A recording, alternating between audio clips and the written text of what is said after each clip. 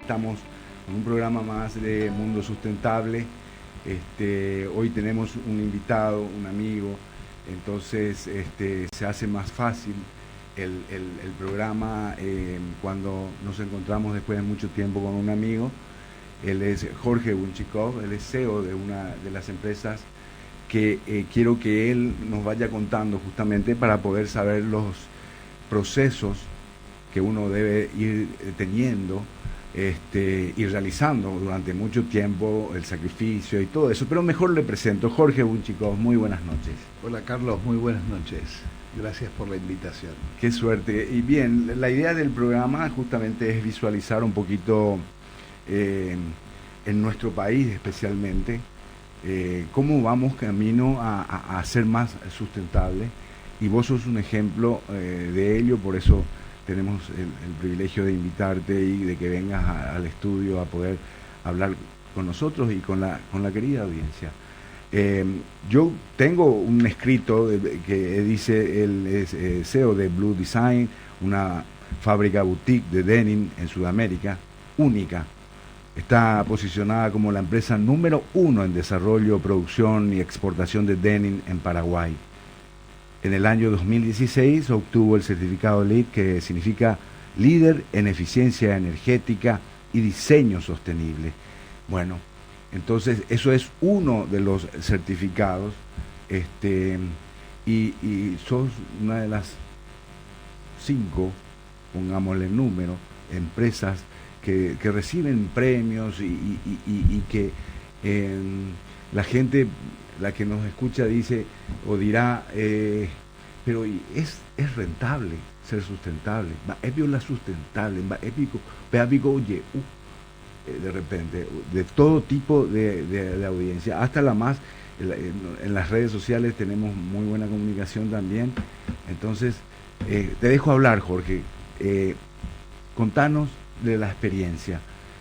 Tengo entendido que la empresa debe tener ya más de, ¿cuántos años? 27.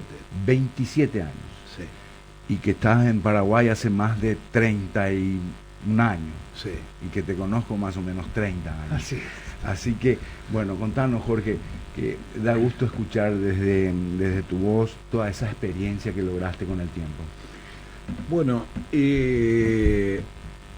yo estoy como muy sorprendido porque nosotros hemos hecho un trabajo muy arduo y muy fuerte en el camino de la sustentabilidad, y hasta hace poco pensaba que no había tanto interés por parte de los empresarios y demás, pero te cuento que me quedé sorprendido en la UIP hace un par de semanas atrás. Fuimos invitados también a contar un poco nuestra experiencia y me encontré con un montón de jóvenes súper interesados, encaminados, haciendo algo, poniéndole un grano de arena a esto y pensando un poco, no tanto en sentido comercial, sino que en el sentido de la responsabilidad que implica el cuidado del medio ambiente, ¿no? La historia es interesante, o me gustaría contarte que cuando nosotros empezamos, año en los 90, la empresa tenía una condición muy diferente a la que es hoy. Empezamos tomando fábricas de terceros y nos especializamos fundamentalmente en el diseño y en la producción y en el servicio. O sea, no queríamos, por consejo de un grande para mí, me dijo: no te metas en el negocio del commodity, en el negocio del monoproducto, en el negocio que parece fácil, porque termina siendo muy difícil en un país en donde en esos años era muy difícil de pensar que podías llegar a tener una fábrica que haga 1 millón de prendas por mes, que es lo que hacían los chinos, que es lo que hacían en México, que es lo que hacían en otros países. Y ese mercado, que es fundamentalmente consumido por supermercados o por grandes tiendas, es un mercado de precio, donde lo que vale es el precio. Entonces el punto, el foco está ahí. Sin embargo, Entonces, y por eso, nosotros decidimos el mercado del valor agregado y nos orientamos a la exportación. Entonces, primero fue muy difícil poder entrar en Brasil y en Argentina, en donde no conocían un poco la trayectoria de Paraguay como mundo textil. Lógicamente, porque Paraguay hasta ese momento el grande era Martel. Martel sí era muy conocido a nivel mundial, pero Martel no estaba interesado en los mercados monoproductos, de los monoproductos. Ni en monoproductos. Yo admiro mucho la trayectoria de ellos y de hecho hemos heredado mucho su cultura. Sí, sí. Martel fue en ese momento y sigue siendo, creo que una de las pioneras en toda Latinoamérica. Yo creo que fue la empresa sin lugar a dudas más importante que hubo en Latinoamérica. Nosotros entonces entramos como en ese mercado del producto de valor agregado y nos profesionalizamos fundamentalmente en el desarrollo del producto y en el servicio. O sea, nosotros le proponíamos al cliente e interactuábamos con él distinto de una fábrica a la que vas y decís, yo quiero que me reproduzcan exactamente esto. Sí. Entonces la interacción era totalmente distinta. Para esto tomamos un montón de fábricas en forma cautiva. Obviamente primero fue una, después otra. Llegamos a tener 14 fábricas trabajando para nosotros.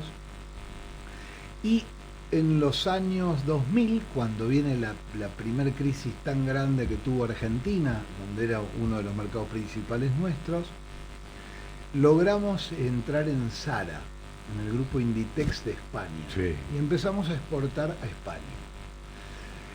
Ellos, la verdad es que fue un aprendizaje increíble porque nos introdujeron en el mundo europeo y en el abastecimiento que tenía el mundo europeo y en las exigencias que tenía el mundo europeo. Para nosotros fue súper enriquecedor y esto obviamente nos sirvió también para que cuando estos mercados se recuperaron, nosotros pudimos entonces seguir con ellos. Hacia el 2008-2009, la anécdota es bastante graciosa, teníamos amigos ya, es decir, llevábamos casi 10 años trabajando para ellos, y uno de los directores, que era el más amigote mío en particular, me dijo, estamos hoy detrás del mundo sustentable, del mundo sustentable en todo sentido. Han pasado cosas en Bangladesh terribles, en el mundo, el público en Europa y en los países desarrollados está exigiendo el cuidado de las personas, el cuidado de que no haya niños, que no haya polución, que no se contaminen los ríos, y esto está siendo masivo. Entonces Zara implementó un sistema en donde va a hacer auditorías a sus proveedores, y aquel proveedor que no pase la auditoría no podrá ser más proveedor. Y como hoy ustedes tienen un volumen importante, tenemos que hacerle una auditoría. Pero como somos amigos, voy a ir yo en carácter extraoficial.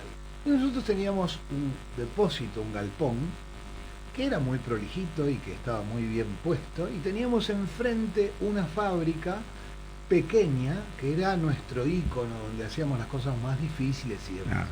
Pero todas las otras fábricas eran lo que podían ser. Y nunca nosotros, ni existía la cultura, ni nunca les exigimos ojo con esto, ojo con lo otro y demás. Y fundamentalmente las lavanderías. Las lavanderías que polucionan de un modo extremo, casi te diría. Sí. Y acá recién se empezaba a tomar en cuenta esto, y entonces vino este director y me dijo, abrime todo. Y entonces yo le dije, bueno, ok. Y entonces lo llevé al 100% de abriste la casa. Abrí la casa de verdad. Y cuando llegó a una de las lavanderías que trabajaba con nosotros, que nosotros habíamos puesto mucho énfasis en el producto, pero no habíamos puesto sinceramente énfasis en el cuidado que requería una lavandería. Y entonces él ingresó a la lavandería y entonces le pregunta al dueño de la lavandería, bueno, ¿dónde van los afluentes, los efluentes. Sí. Entonces él se sintió como muy tocado y le dije, acá atrás nosotros tenemos un tratamiento, y él no se quedó con eso, y entonces le dijo, quiero verlo. Y entonces la cosa se puso muy muy tensa. Es un punto antes y un después. Un antes y un después. Y entonces llegamos a un lugar que era como no sé, que tenía una tapa, y él abre la tapa y dice, acá son los efluentes. Y entonces el director que era obviamente más avesado que ninguno, que cualquiera de nosotros, se metió por detrás de la lavandería como sin pedir permiso y llegó al arroyo, en donde realmente se iban los afluentes, y el arroyo era azul oscuro. Y entonces... Trágame tierra, querías decir. No, yo en ese momento, claro, pero el otro se quería morir, y bueno. Porque todavía ese concepto no existía. Entonces fue cuando salimos de ahí, me dijo, o arreglás esto o no vamos a poder continuar. Y entonces le dije, mirá, estas estructuras no son mías, entonces yo dependo de que estas estructuras acepten hacer las inversiones que requiere el mundo del medio ambiente y demás. Entonces necesito tiempo. Sí, lo tenés, no es para mañana, pero... Y entonces no hubo manera de que las estructuras que trabajaban para nosotros en ese momento invirtieran en esto. Sí. No lo podían entender. Decían, ¿cómo voy a gastar X? Muchísimo en los efluentes cuando prefiero comprar máquinas. Sí, era una discusión que se tornó hacia el 2010 tremenda. Y entonces yo dije, todo nuestro mundo era la exportación. Multinacionales como Zara, Quicksilver, etcétera, etcétera, etcétera, eran nuestro mundo. Y entonces... tenía que adaptarse uno a las exigencias. Y teníamos que adaptarnos como fuera. Y entonces, ahí vino un ultimátum y dijo, o son sustentables o nosotros no continuamos. Y se interrumpieron las negociaciones ya en carácter oficial, y entonces ahí yo ese día me encontré con, o hago algo o me tengo que cerrar. Y entonces decidimos hacer una gran inversión.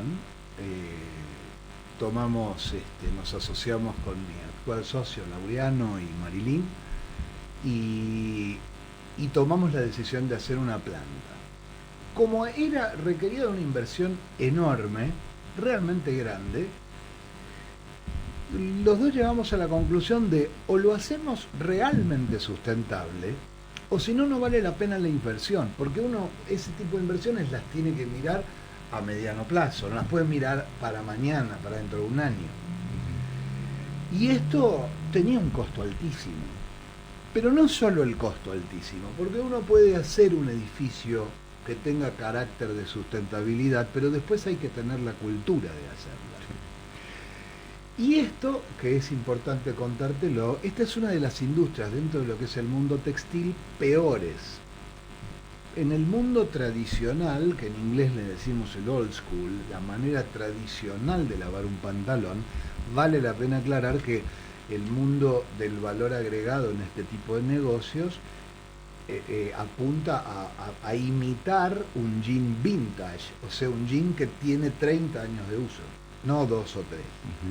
Con lo cual, esto sale de los años 70, en donde hubo marcas en Italia que se dedicaron profundamente a esto y empezaron a imitar pantalones usados de los años 70. Entonces, ese tipo de lavados llevan 170 litros de agua por pantalón, además de utilizar químicos extremadamente peligrosos. Y si son inhalados, son realmente muy perjudiciales para la salud.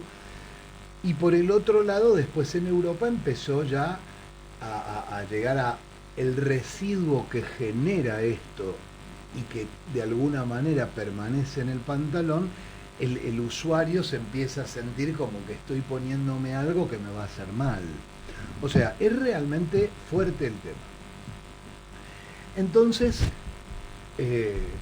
espectacular, ¿no? Te iba a decir, eso para posicionarnos en el tiempo, eso fue 2006 en adelante, 2012 en adelante. No, en el 2011 tomamos la decisión, Sí. y comenzó la construcción, que quedó lista el mediados del 2013.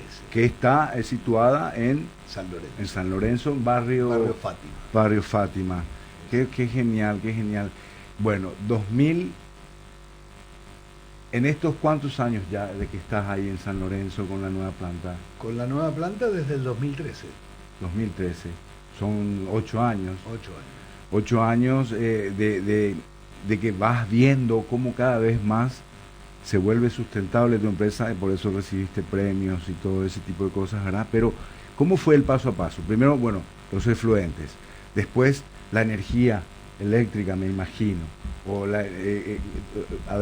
todo el proceso. Te cuento. Primero, cuando tomamos la decisión de realizar la construcción, decidimos alinearnos bajo la certificación LEED, que significa líder en eficiencia energética y diseño sostenible. Teníamos a la ingeniera Gabriela Mezquita, que es líder en esto, Sí. que tenía prácticamente muy pocos proyectos, porque esto es realmente muy costoso. El LEED es una certificación extremadamente exigente, muy utilizada en Estados Unidos, es originaria de Estados Unidos, y muy utilizada en edificios de departamentos, de oficinas y demás, en donde buscan el máximo ahorro energético, la máxima sustentabilidad para los edificios. Pero en ese momento no había ninguna fábrica textil en toda América que tuviera esta certificación. Y decidimos hacerla. Qué bueno. Entonces, esta certificación hizo que el edificio sea sustentable en sí mismo. Y entonces te cuento varias cosas. Por empezar, hicimos una planta de tratamiento de efluentes capaz de reciclar hasta el 60% del agua que usábamos. O sea, vos podés hacer una planta de tratamiento que trate los efluentes que tenés, o sea, el agua que viene con químicos y demás, para que cuando tengas que tirarla, por decirlo de alguna manera, arrojarla a los arroyos, ríos y demás, lo hagas de un modo con parámetros de pH, con parámetros de alta calidad. Sí. O sea, que sale agua muy contaminada y tiene que ir al arroyo agua prácticamente, no te quiero decir potable, pero es prácticamente potable. Agua azul llena de residuos, agua transparente. Sí. Es decir, eso es lo que transforma. Pero nosotros fuimos un paso más, que es buscar la reciclabilidad del agua dentro de lo que era esa planta de efluentes. Esto es uno de los elementos que obviamente fue uno de los más importantes, fue una inversión enorme. Es decir, te hablo en dólares, una planta de efluentes en ese momento costaba, suponte, $200.000, nosotros gastamos $600.000. O sea que era una inversión enorme, orientada básicamente a reciclar el agua, no solo a tratarla. Además de eso, el edificio LEED te exige un montón de cosas. Una de ellas, por ejemplo, es la temperatura de la población. O sea, la población que vos tengas dentro de esa planta tiene que tener condiciones aceptables para lo que son los parámetros LEED.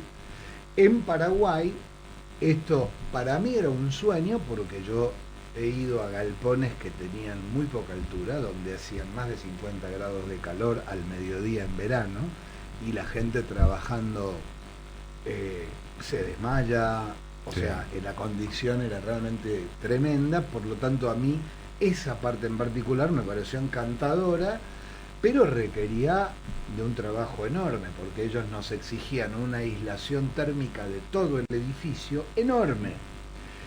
para mantener cierto grado de temperatura dentro de la fábrica. Exacto, tenían que haber alrededor de 15 a 17 grados menos.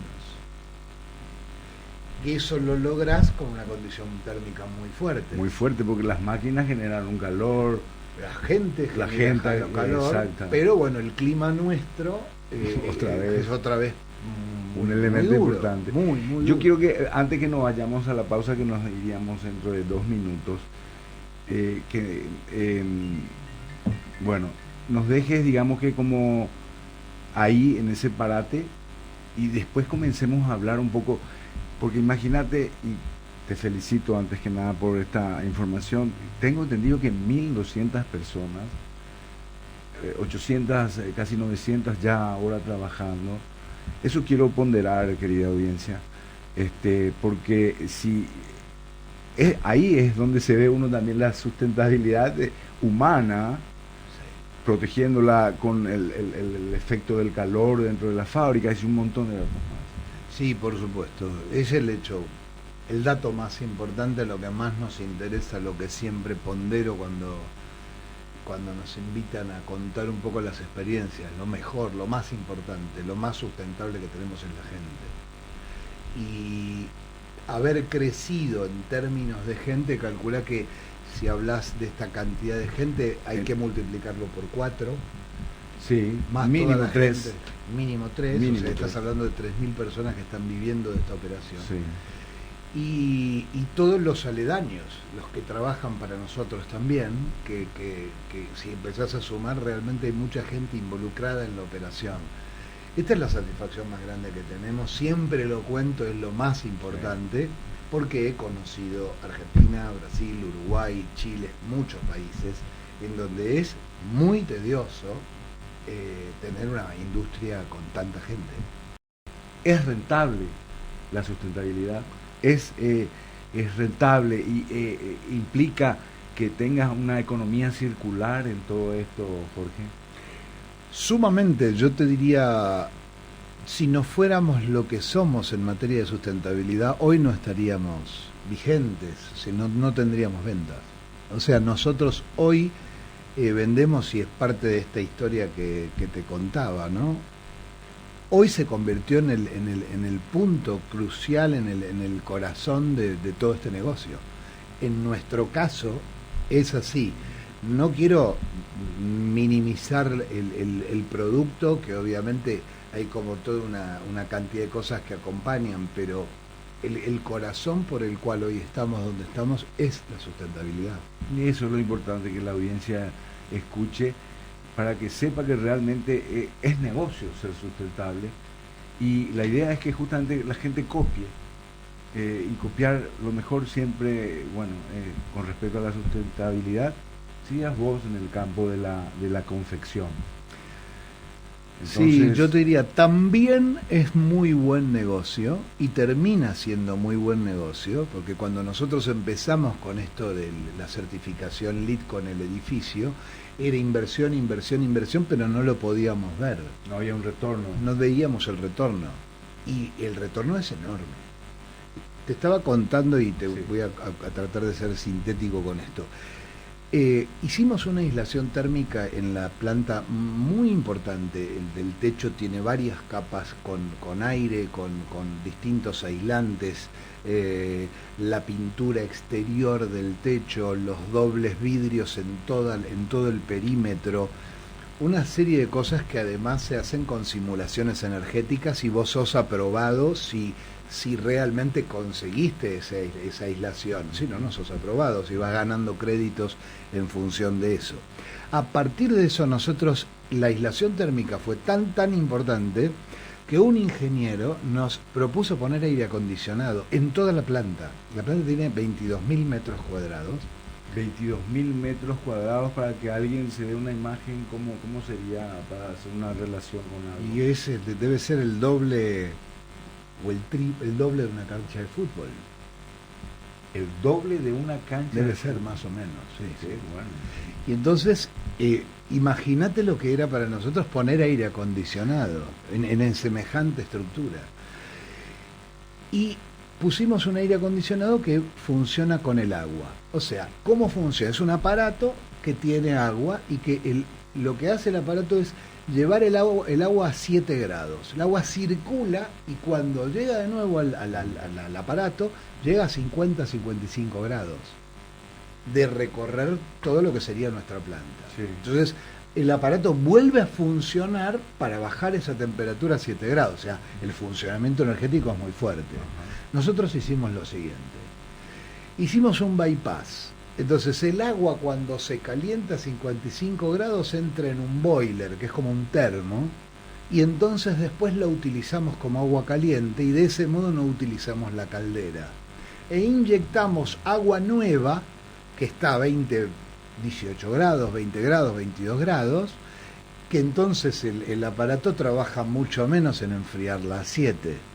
Y entonces de este modo tenemos un aire acondicionado que consume a nivel eléctrico no más de 4 millones de guaraníes.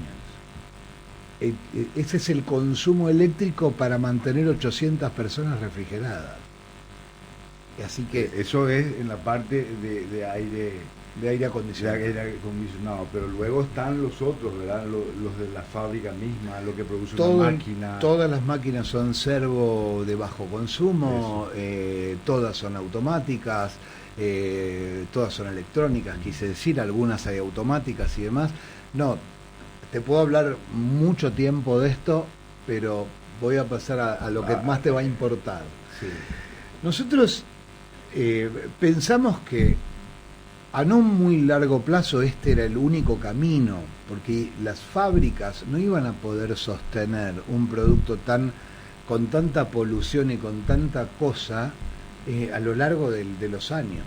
Pero además nosotros estábamos convencidos a nivel de decir, ¿qué le digo a mis hijos el día de mañana? Cuando tengan 22, 23 años y estén absolutamente preocupados por esto, que nosotros somos uno de los que más contaminamos el planeta. O sea, nosotros teníamos una convicción personal también, que después se convirtió en altamente rentable, porque el gasto que nosotros tenemos energético es del orden del 15 o 20% más bajo de lo que tendríamos si no fuéramos LEED, como mínimo. Pero esto no... Importante. Y en el gasto de una planta de este tamaño, sí, es enorme, enorme. O sea, te devuelve la inversión por muchas veces. Con lo cual, no hay que asustarse, hay que confiar, hay que creer que además de cuidar el planeta, también tenés beneficios a nivel de lo que son los costos. Pero esto no fue todo. Nosotros empezamos a contarle a nuestros clientes argentinos, brasileros, uruguayos, somos sustentables. Con orgullo, exactamente. Y ellos no nos pelotearon. Nada. No nos escuchaban. Tipo, bueno, mostrame el producto. Esto fue durante 2013, 2014, 2015, 2016. En ese momento vivimos la tormenta perfecta, porque ni bien inauguramos la planta, Argentina casi quebró, prohibió las importaciones. Brasil subió el dólar al doble, por lo tanto nos convertimos en carísimos. Y entonces vivimos un momento realmente muy, muy difícil. Y dijimos, o entramos a Estados Unidos o vamos a tener que cerrar, porque la región ya no es sustentable. Sí. Si abren, cierran. Nosotros teníamos un producto altamente aceptado, o sea, no teníamos un problema de producto y tampoco teníamos un problema de precio, porque parte de lo que pasa en Paraguay es una estabilidad única en Latinoamérica, con lo cual nosotros, no es que un día costábamos $10 y al otro costábamos 13, siempre costábamos 10, no 10 y medio, es decir, la no inflación, la estabilidad y demás nos convertían en una fábrica estable a nivel de precios. Y entonces fuimos muchas veces a Estados Unidos, muchas, pero muchas, en donde sí, es interesante, pero Paraguay, ¿por qué voy a comprar en Paraguay? Paraguay está muy lejos, estoy comprando en China, estoy comprando en Turquía, ¿por qué compraría en Paraguay? Entonces, una pelea, mirá, ¿dónde queda Paraguay?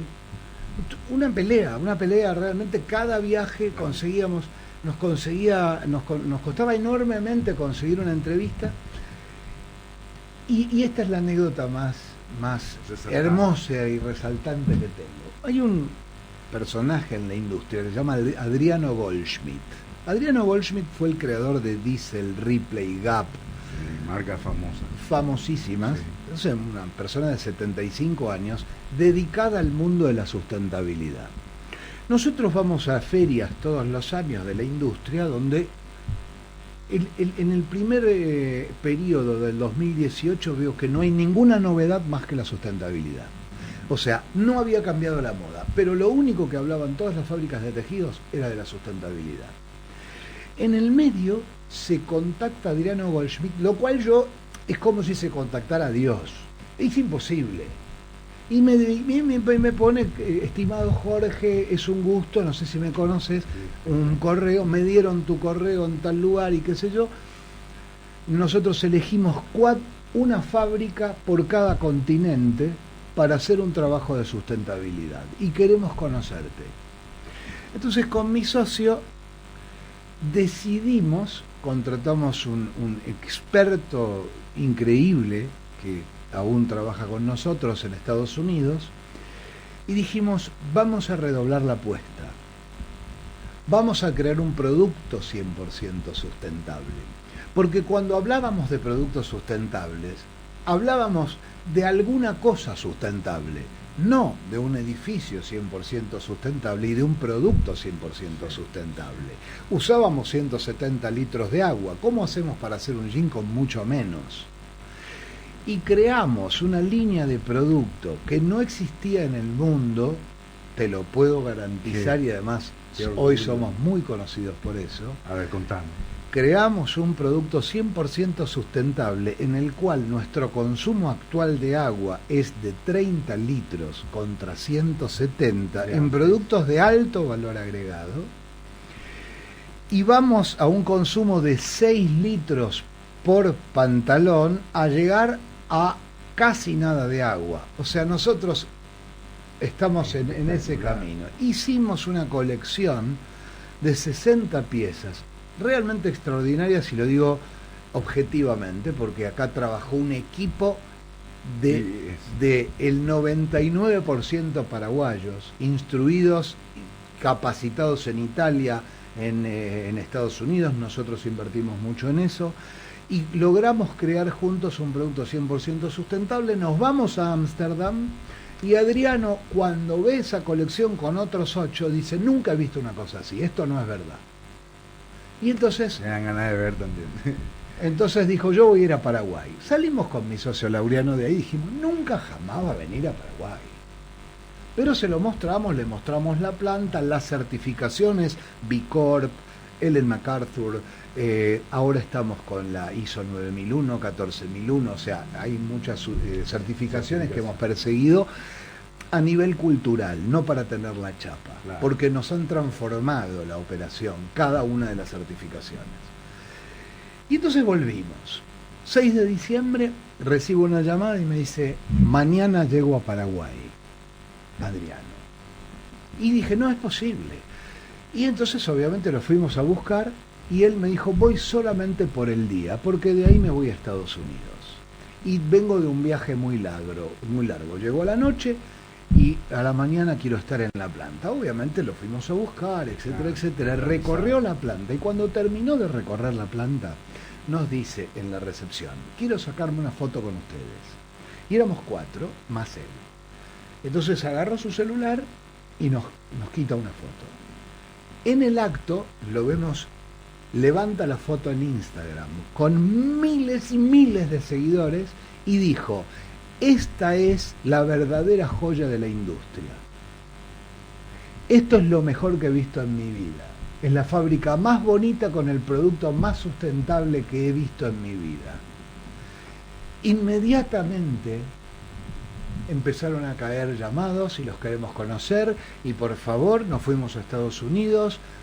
Vino uno de los dueños de una empresa que jamás pensamos que llegaríamos al dueño, diseñador también muy famoso y demás, dijo, voy a Paraguay porque no les creo. Porque hasta ese momento se hacían pantalones azules oscuros, no se hacían pantalones detonados, rotos, celestes y demás, 100% sustentables. Y en febrero de ese año vino, que fue el 2019, antes de la pandemia, viene y hace 60 piezas en este empresario, se mete en la lavandería y lava junto con nuestra gente 60 productos en distintas versiones y nos dijo: yo les voy a llenar la planta, esta planta va a ser mía. Y hoy el 90% de nuestras ventas están en Estados Unidos y Inglaterra. 90% de la producción de toda la producción Design América es para esta empresa. No, es para ya tenemos varias marcas, sí. Algunas asociadas a su grupo, claro, que es muy grande, otras no. Pero que están en diferentes países y continentes. No, están todas en Estados Unidos y algunas en Inglaterra. O sea, la producción de Blue Design Paraguay va 90% al primer mundo en productos muy costosos. Cada pantalón que nosotros vendemos se vende al público entre 200 y 300 dólares. Y la gente paga porque es sustentable, es un producto porque 100% sustentable. En Estados Unidos, hoy en el mundo, todavía no ha llegado con la fuerza. Sin embargo, nosotros tenemos 3 ingenieros ambientales trabajando con nosotros dentro de la planta. En la planta la edad promedio es de 25 años. Todos nuestros gerentes tienen entre 25, 26, 27 años. Tenemos estos 3 ingenieros ambientalistas fanáticos de todo esto, y tenemos proyectos enormes. Todo el tiempo reciclamos el agua de lluvia, o sea, hacemos lo que no puedas imaginarte, creamos máquinas. Podés hacer hincapié, tenemos, 5 minutos del tiempo están, sí, de repente cuando es tan interesante, y bueno, siempre es así. En el tema del reciclaje, a ver, contanos un poquito. Nosotros, todos nuestros residuos están con empresas paraguayas sorprendentes. Una de ellas, que está dirigida por Cristina Jure, toma nuestros residuos de corte, vos que fuiste, sí, de este rubro, del ramo, las pequeñas, los pequeños recortes que quedan, que son inservibles, después son muy pequeños. Que haces el corte, exacto, te quedan unos. Nosotros tenemos toneladas por el volumen que hacemos, claro, y a partir de este año se generaron tejidos partiendo de nuestros residuos. Quiere decir que todos nuestros residuos se reprocesan y se generan tejidos. Otra vez. Toda la basura, todo lo que generamos se recicla otra vez. En la fábrica lo que generan todo se recicla. Todo tipo de residuos son reciclados, todos. Y todos son con empresas que no somos nosotros los que reciclamos, pero son convenios con empresas que se dedican a eso, donde el negocio principal es eso, es reciclar. O sea, es 100% ambientalista. Qué genial. Y ojalá que ese entusiasmo que yo siento y que acá los compañeros están sintiendo en el estudio, también se pueda transmitir y que le llegue a la querida audiencia, a los oyentes, porque realmente uno ve en la persona que va contando las anécdotas y todos estos proyectos el orgullo que uno se siente. Y eso da gusto sentir, Jorge. Lo más importante que te quería decir justamente, sí, es nuestra gente tiene una verdadera felicidad de trabajar en esto y han puesto el corazón de verdad. Y es lo más importante que tenemos. Y esto te lo digo, el factor humano es lo más importante que tenemos. Sí, no podríamos haber hecho nada sin ellos. Porque el nivel de calidad y de exigencia que tienen los países que te conté es el más alto del mundo. Con lo cual tenemos inspecciones continuas, compliance, auditorías de calidad, etcétera, etcétera. Y la gente quedó alineada y feliz de esto. Bueno, y ahora es mantener esto, ¿verdad? Para sí, seguir manteniendo ese 90% de la producción para que estos productos vayan al primer mundo. Seguir manteniendo es todo un tema también. ¿No? Es el desafío más importante que nos toca de aquí en más, sí, sostenerlo. Hemos crecido y este año tenemos un planteo, un crecimiento del 35% más, por eso te decía que estimamos no menos de 1.100, 1.200 personas en el año 2022 Y entonces el crecimiento es una cosa súper importante, pero mantenerse es lo que siempre decían, que yo decía, ¿será que es así? Ahora lo siento en carne propia. O sea, mantenernos es el gran desafío. Ese es el desafío, el mantenerse. Y hay muchas empresas paraguayas, sorprendentemente, que han iniciado este camino de la sustentabilidad, este proceso, y que a mí me pone muy feliz. Y este tipo de entrevistas y demás las aprovecho para ponerme a disposición de quien quiera conocer más de esto. Qué genial. Y la idea justamente del programa es invitar a gente así como vos, ¿verdad? Con un emprendimiento tan digno, sustentable y económicamente rentable. Bueno, tenemos unos 5 minutos más y yo querría que le contagies a la gente, a la querida audiencia de Radio Ñandutí y a todos los que nos ven a través de las redes en el mundo entero. Qué orgulloso me hace que una empresa paraguaya esté y tenga esta fortaleza, que esté generando un producto 100% sustentable, Jorge. Sí, no es fácil. No es nada fácil, pero también esto es lo que te decía.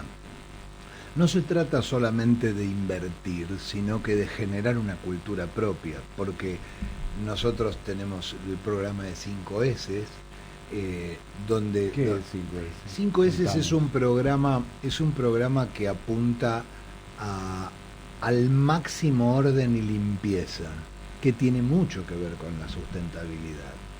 Y eso no se puede hacer sin la gente. O sea, vos entrás a nuestra planta y es un laboratorio. Y esto la gente lo tiene que comprar. La gente que trabaja adentro le cuesta mucho, porque convengamos que nuestra cultura no está orientada a la limpieza, a la pulcritud, al orden, y el punto es generar que la gente se acostumbre a esto. Y lo más importante, y cuando se acercan operarios nuestros a contarme, realmente se te pone la piel de gallina, porque lo llevaron a su casa. Entonces, gente muy humilde que de pronto dijo, yo también ordené. Esa misma organización lleva a su casa.